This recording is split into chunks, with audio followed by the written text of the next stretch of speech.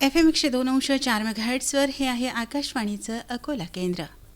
श्रोते हो, कार्यक्रमाचे सादरकर्ते विनोद गवळी यांच्यासह मी सुवर्णा जाधव सर्व रसिक श्रोत्यांचं महिला विश्व या कार्यक्रमामध्ये अगदी मनापासून स्वागत करते आहे. मंडळी, कला ही माणसाचं जीवन जगण्याचं साधन होऊ शकतं. प्रत्येक माणसाच्या अंगी काही ना काही कला असते आणि फक्त गरज असते ती कला विकसित कशी करता आणि त्या कलेचा उपयोग आपला व्यवसाय म्हणून आपण कसा करू शकतो. मंडळी, असंच एक व्यक्तिमत्व आपण आज आकाशवाणीच्या स्टुडिओमध्ये बोलवलं आहे, ज्यांचं नाव आहे हर्षदा अभिजित कांबळे. ह्या रेझिन आर्ट यामध्ये आपलं करिअर करता येत आहे आणि त्यांचं शिक्षण आणि कला याची सांगड त्या कशी घालतात याविषयी आपण आज त्यांच्याकडून जाणून घेणार आहोत. हर्षदा, आकाशवाणीच्या स्टुडिओमध्ये आपलं अगदी मनापासून स्वागत. धन्यवाद. रेझिन आर्ट हा खरं तर माझ्यासाठी खूप नवीन विषय आहे, याविषयी काय सांगाल? रेझिन आर्ट हा खूप लोकांसाठी नवीन विषय आहे. मुळात तो खूप लोकांना माहिती नाही. तो आपल्या कंट्रीच्या बाहेर जास्तीत जास्त लोक यूज करतात, पण आपल्याकडे खूप कमी लोक आहेत जे यूज करतात. पण आता भरपूर आर्टिस्ट झाले आहेत जे ते वापरत आहेत.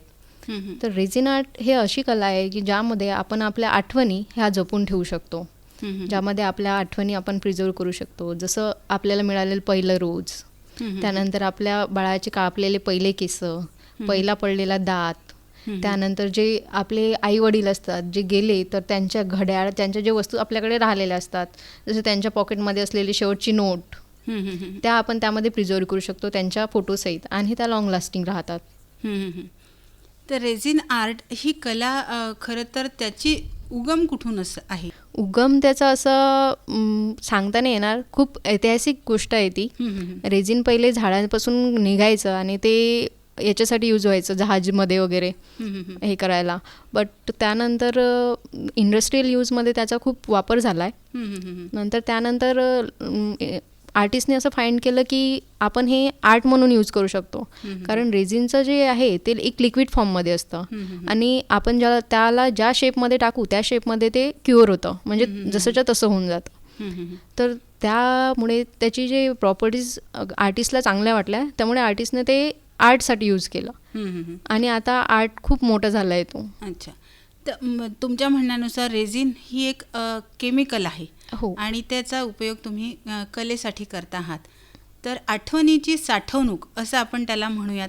मंडळी, आठवणींची साठवणूक करण्याचं हे एक माध्यम आपल्याला म्हणता येईल. तर मला अजून एक प्रश्न असा पडतो की तुमचं थोडं आपण वैयक्तिक तुमच्या आयुष्याकडे वळूयात. तुमचं शिक्षण काय झालं आहे?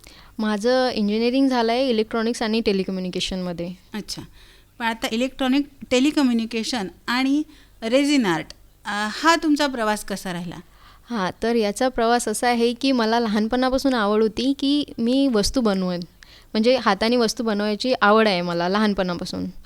एज्युकेशन म्हणून मी इंजिनिअरिंग केलं, त्यानंतर मी जॉब पण केला काही वर्ष.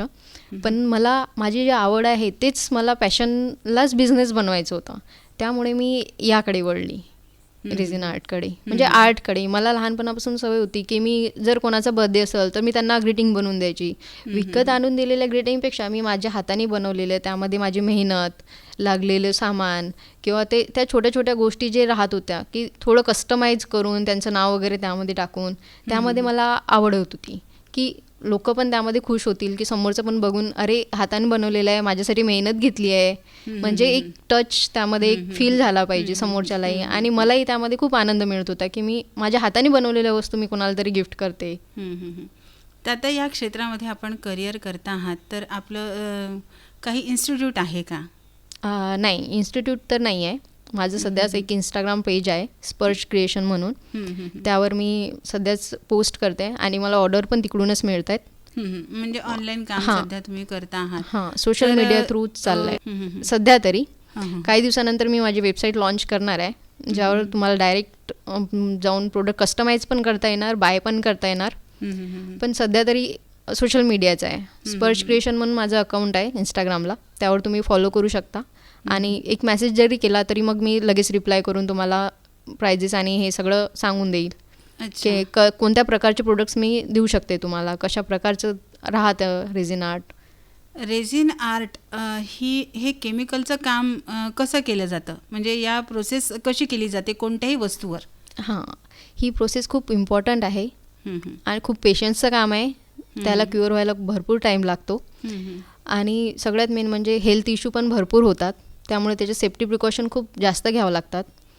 जस्ट लाईक आपण जर रेझिन मिक्स करायचं म्हटलं तर आपले हँड ग्लोव्ज असलेच पाहिजेत, आपल्याकडे मास्क असलंच पाहिजे, नाहीतर त्यामुळे नॉशिया होते, मळमळ सुटते किंवा हेल्थ इश्यू इचिंग वगैरे होते. आणि रेझिन असं एक केमिकल आहे की ते थोड्या वेळानंतर हार्ड व्हायला लागते तर ते त्याच्यामध्ये बर्निंग इफेक्ट चालू होतं, तर त्याने हात जळू पण शकतात. त्यामुळे आपल्याला रेझिनचं काम करताना खूप सांभाळून काम करावं लागतं सगळ्या गोष्टींमध्ये. आणि ते 2 केमिकल असतात, एक हार्डनर असते आणि एक रेझिन असते, ते मिक्स करावं लागते आणि त्यानंतर आपण त्याला ज्या शेपमध्ये टाकू त्या शेपमध्ये ते ढळतात, म्हणजे तसे सॉलिड फॉर्ममध्ये ते बनतात. आपण काय काय प्रिझर्व करू शकतो रेझिन आर्ट ही जरी कला असली तरी आपण त्याच्यामध्ये काय काय प्रिझर्व करू शकतो? हां, रेझिन आर्टमध्ये आपण पहिलं रोज, दातं, लहान मुलांचे दातं, केस, कोणाच्या बँगल्स असतील, लग्नाच्या बँगल्स, लग्नाच्या वरमाला, मुंडावड्या, लग्नाची डेट सहित छान छान प्रिझर्व होतं ते. म्हणजे कोणीही जाऊन कशावरही सर्च करा, यूट्यूबवर म्हणा किंवा मग इंस्टाग्रामवर म्हणा किंवा क्रोमला जरी सर्च केलं रेझिन आर्ट तर त्यामध्ये तुम्हाला भरपूर डिझाईन मिळतील आणि भरपूर हे आहेत त्यामध्ये. मुद्दाम आता मुलींना आवडतं की कोणीतरी त्यांना पहिलं रोज दिलेलं असेल आणि ते रोज त्यांना ठेवायचं आहे सांभाळून, तर त्याला ठेवायचे 2 ते 3 प्रकार आहेत, म्हणजे भरपूर प्रकार ठेवू शकता. एक तर ते जसंच्या तसं बुकातनी राहील, तर बुकमध्ये राहिल्यानंतर काही दिवसानंतर खराब होऊन जाईल, ते मिळणार नाही तुम्हाला. पण तेच आपण त्याला इयरिंगमध्ये टाकलं आहे, बांगडेत टाकलं आहे, तर बांगडी घालता येणार, इयरिंग्स घालता येणार किंवा मग एक पेपर वेट म्हणून प्रॉपर सॉलिड याच्यातनी हे करून ठेवलं तर मग ते तसंच राहील तुमच्याकडे, किंवा फोटो फ्रेममध्ये करता येईल. अशा प्रकारे आपण एक रोज, फक्त हे रोजचं आहे, अशा प्रकारे आपण भरपूर सारं करू शकतो. आता तुम्ही सांगितलं की आपण रोज, मुंडाव्या किंवा पहिला दात किंवा बाळाचं जे काही असेल पहिल्या आठवणी तुमच्या, म्हणजे जे काही तुम्हाला आठवणीची साठवणूक करायची आहे, तर मला एक प्रश्न असाही पडला की त्या रेझिन आर्टमध्ये तुम्ही जे वापरता किंवा समजा आता बांगड्या असतील त्या काचेच्या आहेत, फुलं असतील ते समजा नैसर्गिक आहेत, पण ज्या काही अशा वस्तू आहेत, समजा एखादी प्लास्टिकचीच वस्तू असेल तर त्याच्याशी रेझिन आर्टचं काही केमिकल प्रोसेस होते का? नाही, त्याला प्रिझर्व करायची एक प्रोसेस असते, ज्यामध्ये आपण आता सपोज आपल्याला फुल टाकायचं, ते जर डायरेक्ट आपण रेझिनमध्ये टाकलं, रेझिनचे 2 प्रकार आपण आर्टमध्ये यूज केले जातात, एक 3:1 आणि एक 2:1. पण आपण त्यामध्ये डायरेक्ट फुल टाकत नाही, ते फुल पहिले रेझिनमध्ये टाकून थोडंसं डीप करून काढून ठेवतो, त्यानंतर त्याला थोडं ड्राय होऊ देतो, म्हणजे त्यामध्ये बर्न नाही येणार. आणि ते नंतर आपण रेझिन, खूप जास्त रेझिनमध्ये टाकायचं म्हटलं, डायरेक्ट जर फुल टाकलं तर ते जळून जाणार, ते काळं पडणार. तर ते काळं नाही पडायला पाहिजे, त्याचा कलर नाही जायला पाहिजे, ते जसं तसं प्रिझर्व व्हायला पाहिजे. त्यासाठी ती प्रोसेस राहते की पहिले तुम्ही एकदा एक हे देऊन द्या, त्याला एक स्क्रीनिंग टाईप असं थोडंसं हे देऊन द्या, त्यानंतर आपण त्याला त्यामध्ये टाकलं तर मग ते जसं तसं राहतं. कारण एक रेझिनमध्ये ते क्युअर झालेलं राहतं, पहिले कोट बसलेला राहतो त्याला एक कोटिंग दिल्यानंतर, तर मग ते डायरेक्ट रेझिनसोबत रिॲक्ट नाही होत. अच्छा. आता रेझिन हे एक केमिकल आहे, हो, तर सहज उपलब्ध होतं का? सहज उपलब्ध नाही होत. त्याला आपल्याला पर्टिक्युलरली रेझिनचे जे रॉ मटेरियल सप्लायर्स असतात त्यांच्याकडूनच घ्यावं लागतं. कारण आपण जर इंडस्ट्रियल रेझिन यूज केलं तर ते हार्मफुल आहे आणि ते येलो पण पडतं. इपॉक्सी रेझिनच रेझिन आर्टसाठी यूज केलं जातं. आता रेझिनचेही काही प्रकार आहेत का? हो, रेझिनचे प्रकार आहेत, काही इंडस्ट्रियल यूजसाठी आहेत, काही इपॉक्सी रेझिनमध्ये पण 2 प्रकार आहेत, 3:1 आणि 2:1. 3:1 हे रेझिन असं असतं की त्याचं 3% आपण ते घेतलं तर 1% आपल्याला हार्डनर घ्यावं लागतं, पण ते मोठ्या कास्टिंगसाठी होते. जेव्हा आपल्याला टेबल वगैरे प्रिझर्व करायचं असेल, टेबलमध्ये काही टाकायचं असेल, तशा मोठ्या कास्टिंगसाठी 3:1 यूज होते. आणि 2:1 हे छोट्या प्रमाणात, म्हणजे एक फोटो फ्रेम बनवायची आहे त्यासाठी. आता हे रेझिन आर्ट जे तुम्ही स्वतःला डेव्हलप करता आहात, तर याच्यामध्ये तुम्हाला पुढे अजून काय करायचं आहे? पुढे आम्हाला आमचा बिझनेस तर मोठा करायचाच आहे. अच्छा. सध्याच तर चालू आहे, पण थोड्या दिवसानंतर एवढं राहील की मी लोकांना शिकवीन पण आणि त्यांना जॉब पण देईल, इथपर्यंत न्यायची सध्याच माझी तयारी आहे. मी आर्ट क्लासेस सध्याच घेणार आहे, पण सध्याच मॉइश्चरचा प्रॉब्लेममुळे लगेच्या लगे नाही होणार, म्हणजे हिवाळ्यात घेईल. आता मी थोडंसं थांबवून हे पण विचारेल की रेझिन आर्ट करताना वातावरणाचा सुद्धा काही इफेक्ट होतो का? हो, रेझिन आर्टमध्ये वातावरणाचा खूप इफेक्ट होतो. त्याच्यासाठी कसं वातावरण लागतं? हां, त्याच्यासाठी रूम टेम्परेचरवरच काम करावं लागतं, पण खूप जास्त ऊन असेल तर रेझिन खूप लवकर क्युअर व्हायला लागतं, म्हणजे लवकर हार्ड होतं. पाऊस जर असला तर मग ते हार्ड होतच नाही. म्हणजे आपण टाकलं, आभाळ आहे, पाऊस चालू आहे, तर ते क्युअर होतच नाही. तर त्याला वातावरण असं एकदम शांत पण, म्हणजे एकदम हे पण नकोय, गरम पण नकोय, उष्ण पण नकोय आणि एकदम दमट पण नकोय. आता आपण ज्या भागात राहतो हा उष्णकटिबंधीयच भाग मानला जातो, पण मग अशा ह्याच्यात आपण ही कला डेव्हलप करू शकतो का? हो, नक्कीच. त्याचं फक्त टायमिंग आपल्याला ठरवावं लागतं. एक तर सकाळी सकाळी करायचं, म्हणजे ऊन व्हायच्या अगोदर, नाही तर मग संध्याकाळी ऊन उतरल्यानंतर 4-5 वाजतापासून आपण काम करू शकतो. असं सकाळी पण 6 ते 10-11 पर्यंत करू शकतो.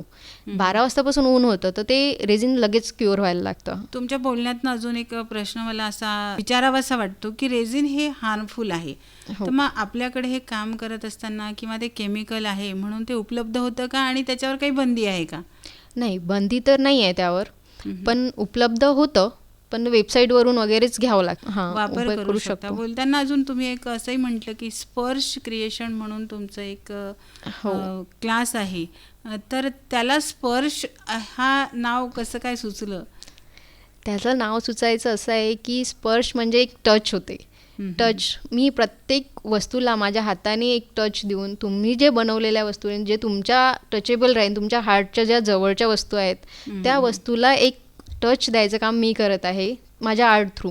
त्यामुळे मग मी असं ठरवलं की स्पर्श नाव द्यायचं. स्पर्श क्रिएशन इज बेस्ट. अच्छा, तुमचं शैक्षणिक जे आहे पदवी ती इंजिनिअरिंगमध्ये आहे आणि हे अगदीच कला दोन्हीही वेगवेगळे आहे, तर ह्याची आवड कशी काय निर्माण झाली तुम्हाला एकदम?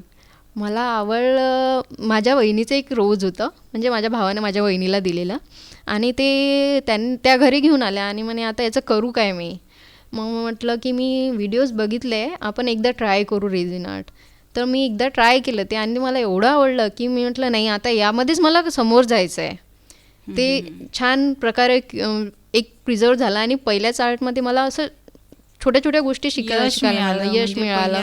आर्ट जी तुम्ही केली, जी कला तुम्ही निर्मिती केली आहे पहिल्या फुलाची, तर ती तुम्ही यशस्वी केली, त्याच्यामुळे त्याच्यामध्ये तुम्हाला आवड निर्माण झाली. फॅमिलीमध्ये कोण कोण आहे? माझ्या फॅमिलीमध्ये आता तर हजबंड, एक सासू सासरे, हे सगळे माहेर आणि सासर, हे म्हणजे माहेरून तुमची आवड आहे हे ठीक आहे, पण सासरी सुद्धा ती आवड विकसित करण्यासाठी तुम्हाला म्हणजे सपोर्ट आहे, प्रोत्साहन आहे. घर आणि कुटुंब एवढं टेन्शन नाही येत मेन, कारण सासू न म्हणता आईच म्हणू शकतो. त्या मला आईसारखंच जपतात की तू तुझं काम कर, बाकी सगळं मी बघते. बाबा जे, तुला पैसे पाहिजे का, घेऊन जा. तुला आर्टचं सामान आणायचं का, घेऊन ये. तुला प्रोजेक्ट करायचे का, तू करत बस. तुला कोणी थांबवणार नाही असं. आणि हजबंड तर एवढे सपोर्टिव्ह आहेत की आपण पहिले तुझं करू, त्यानंतर माझं बघू. अच्छा, म्हणजे सगळी सपोर्टिव्ह फॅमिली आहे, त्याच्यामुळे तुम्ही हे सगळं करू शकता. तर ह्या पुढे तुम्हाला या कलेसाठी काय काय करायचं आहे? ह्या कलेसाठी मला हे शिकवायचे आहे, लोकांपर्यंत पोचली पाहिजे. मला याचे क्लासेस पण घ्यायचे आहे. आता अकोल्यात राहतो तर अकोल्यात ऑफलाईन पण घेणार आणि ऑनलाईन पण काही चालू करणार मी. लोकांपर्यंत पोचलीच पाहिजे ही कला, चांगली आहे. नाही, आपण बिझनेस जरी नाही केला तरी आपण आपल्या गोष्टी तरी प्रिझर्व करू शकलो पाहिजे, एवढं तरी प्रत्येकाला यायला पाहिजे. म्हणजे आर्टिस्ट जवळ जाणं प्रत्येकाला पॉसिबल नाही राहत. कारण कसं आहे की आता मी इंस्टाग्रामवरून प्रोजेक्ट विकते, पण लोकांना असं डायरेक्ट ट्रस्ट नाही बसत की ट्रस्टेबल आहे की नाही. विषय हा येतो की ट्रस्टेबल आहे की नाही, आपण पे कसं करू. आणि हे जे हे असतात ते मला पण ट्रस्ट ठेवायला भारी जातं की समोरचा मला पे करेल की नाही. मी जर म्हटलं त्यांना की मी कॅश ऑन डिलिव्हरी देते आणि त्यांनी पेच नाही केलं तर, आणि ते जे हे असतात अडचणी येतात. पण एक असते काही लोकांची म्हणजे ट्रस्ट इश्यू नसतात, काही लोकांना खूप जास्त असतात आणि काही लोकांना नसतात की ते ट्रस्ट करतात. आता एक कस्टमर आली माझ्याकडे, ती मला म्हटली होती की ताई मला रोजेस प्रिझर्व करायचे आहेत.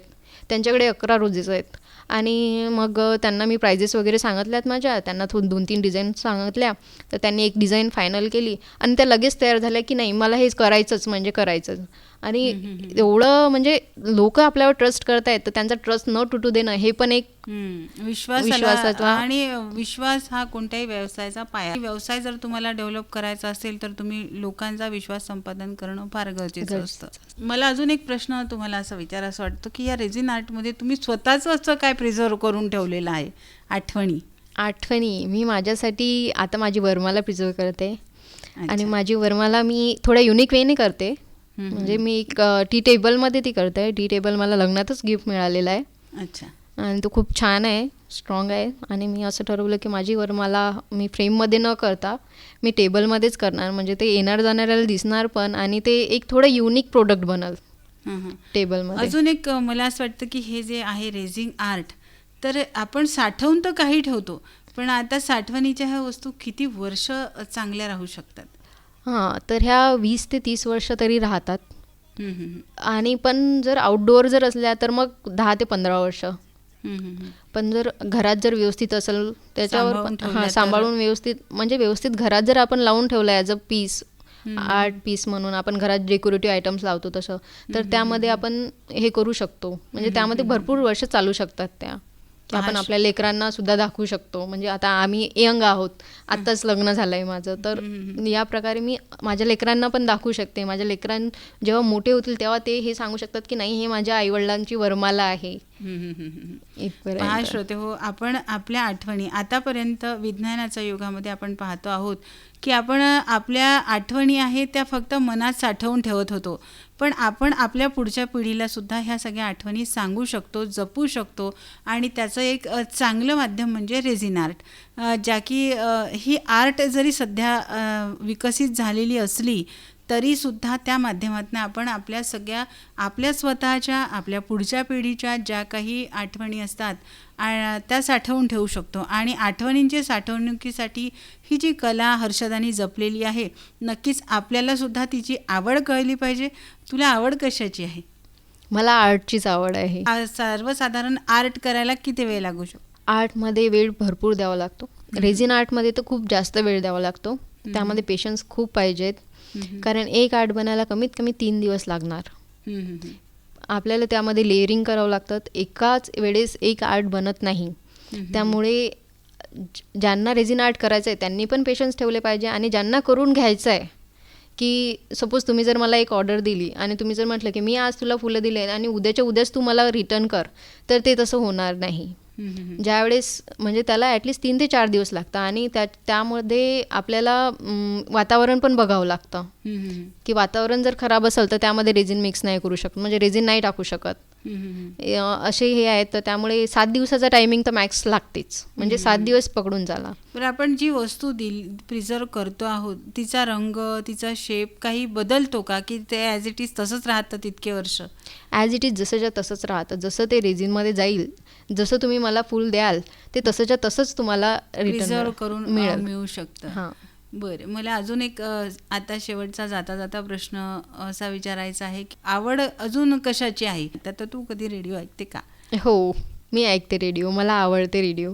अच्छा. हां, मी ऐकत असते. मला गाणे आवडतात. रेडिओवर जे गाणे लागतात ते गाणे मोस्टली स्पॉटिफायवर वगैरे इझिली नाही मिळत. आहेत, पण आपण ते त्या याच्यात जात नाही, की वेगवेगळ्या प्रकारचे मिळत नाही. आपल्याला आकाशवाणीवर जे ऐकायला मिळतं ते इकडे तिकडे मिळत नाही. आपण जर स्पॉटिफायवर एक गाणं वाजवलं तर त्याच टाईपचे समोरचे गाणे असतात, पण आकाशवाणीवर तसं नाही. आपल्याला एक वेगळं मिळणार, एक जुनं मिळणार, एक नवीन मिळणार, म्हणजे एक 90sचं मिळणार, एक ओल्ड 90sचं मिळणार. आपण रेझिन आर्ट याविषयी, म्हणजे आपल्या आठवणींच्या साठवणूक आपल्याला कशी करता येईल याविषयी हर्षदा यांच्याकडून आज जाणून घेतलं. हर्षदा, अगदी वेळातला वेळ काढून आकाशवाणीच्या स्टुडिओमध्ये आपण आलात आणि ह्या नवीन कलेविषयी, आपण या कलेचा व्यवसाय म्हणून कसा उपयोग करू शकतो याविषयी आम्हाला अगदी विस्तृत सांगितलं. त्याबद्दल अगदी मनापासून धन्यवाद. मी पण मला ही संधी दिल्याबद्दल धन्यवाद मानते तुमचे. आणि मी श्रोत्यांना सांगू इच्छिते की तुम्हाला जर काही करून घ्यायचं असेल तर मला स्पर्श क्रिएशनवर फॉलो करा आणि कॉन्टॅक्ट करा. मी लगेच रिप्लाय देईल. आणि यामध्ये असं नाही की तुम्ही तुमच्या फक्त वस्तूच प्रिझर्व करू शकता, तर डेकोरेटिव्ह आयटम्स पण भरपूर बनतात. ते पण तुम्ही बनवून घेऊ शकता. जसं पूजा थाली आहे, मिनी गिफ्ट आयटम आहेत, म्हणजे गणपती स्टँड झालं किंवा गौतम बुद्धा स्टँड झालं, ते पण आपण बनवू शकतो. तुम्हाला जर होम रिटर्नमध्ये म्हणजे तुमची होम वॉर्मिंग सेरेमनी राहते, त्यामध्ये जर रिटर्न गिफ्ट म्हणून पाहिजे असेल किंवा वेडिंगमध्ये रिटर्न गिफ्ट म्हणून पाहिजे असेल, तर त्यासाठी पण रेझिनचे आयटम्स खूप छान आहेत. मी असं नाही म्हणत माझ्याकडूनच घ्या, पण ते छान आहे, ते लॉंग लास्टिंग आहे, ज्यावर तुम्ही तुमचं नाव कस्टमाइज करून घेऊ शकता. जर कोणाला लग्नात रिटर्न गिफ्ट म्हणून द्यायचं असेल तर त्यावर त्या दुल्हा दुल्हनचं नाव आपण टाकू शकतो की यांच्याकडून यांच्या लग्नातनी या तारखेला दिलेलं हे रिटर्न गिफ्ट आहे, हे पण आपण करू शकतो. तर अशा प्रकारे आपण नवीन गोष्टींचा हे करायला पाहिजे, कारण साड्या वगैरे ज्या रिटर्न गिफ्ट मध्ये जातात त्या इकडले तिकडे चालल्या जातात, पारंपरिक झालं आहे. झालंय. पण आता नवीन तुम्हाला जर कोणाच्या आठवणींमध्ये लॉंग लाईफ राहायचं असेल तर ही कला खूप चांगली आहे. हो. पुन्हा एकदा तुझे खूप खूप धन्यवाद. की तमन्ना है कि हीरा मुझे मिल जाए, चाहे मेरी जान जाए, चाहे मेरा दिल जाए. हो पन्ना की तमन्ना है कि हीरा मुझे मिल जाए, चाहे मेरी जान जाए, चाहे मेरा दिल जाए.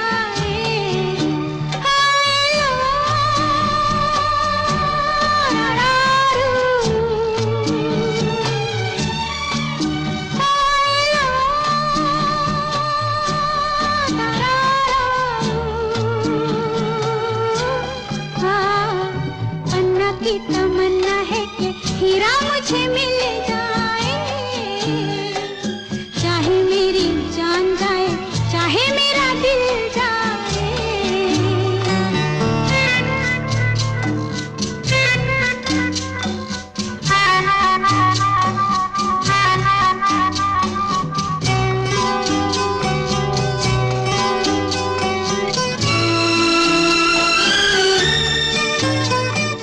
हीरा तो पहले ही किसी और का हो चुका, हीरा तो पहले ही किसी और का हो चुका. किसी की मद भरी आंखों में हो चुका, यादों की बस धूल बन चुका दिल का फूल. सीने पे मैं रख दूं जो हाथ फिर खिल जाए, चाहे मेरी जान जाए, चाहे मेरा दिल जाए.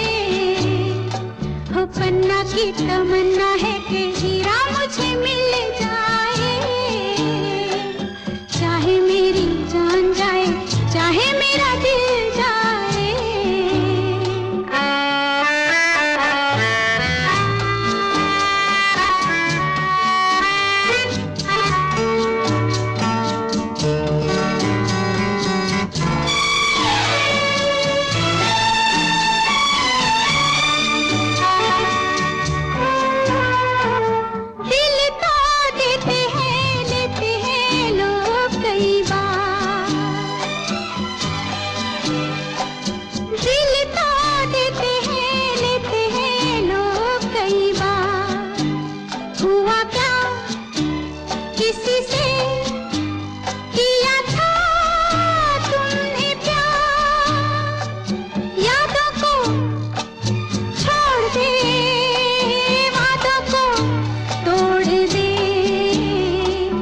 अपनी जगह से कैसे पर्वत हिल जाए, चाहे मेरी जान जाए, चाहे मेरा दिल जाए. ला ला ला ला ला ला ला ला ला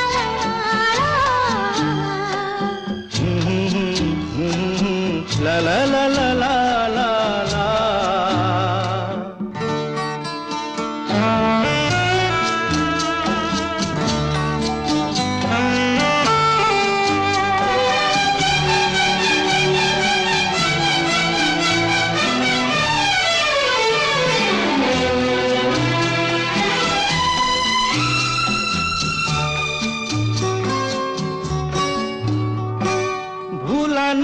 मेरे दिल को कभी जिसका ख्याल, भूला ना मेरे दिल को कभी जिसका ख्याल, हो सके तो उसे मेरे दिल से तू निकाल।